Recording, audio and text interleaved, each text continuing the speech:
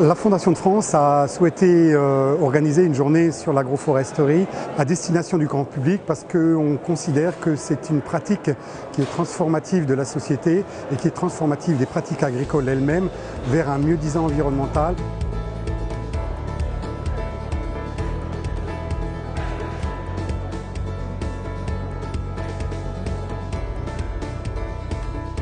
L'agroforesterie aujourd'hui, donc évidemment, ça a des influences sur beaucoup d'enjeux qui sont primordiaux pour notre société aujourd'hui. Donc le carbone, le climat, sur la gestion du cycle de l'eau, sur la biodiversité, sur l'érosion, sur énormément de choses. Ce qui est assez étonnant en fait, c'est la richesse et la diversité des pratiques et recherches dans ce domaine. Donc ça, c'est une première chose qui m'a interpellée parce qu'on sent vraiment qu'il y a un mouvement particulier qui est en train de se créer.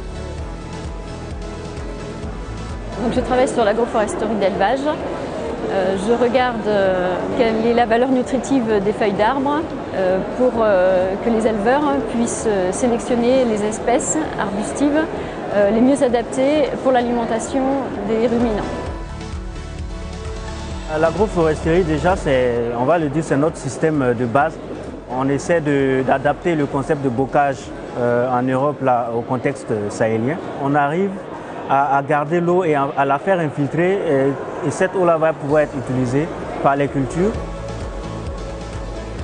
Alors on a eu ce matin la surprise, on peut dire, d'avoir un public très au courant des choses, beaucoup de professionnels, des enseignants agricoles, des agriculteurs, des professionnels de la forêt et du coup des échanges très très riches avec les gens et même, je dois dire, même les enfants qui sont passés sur le stand.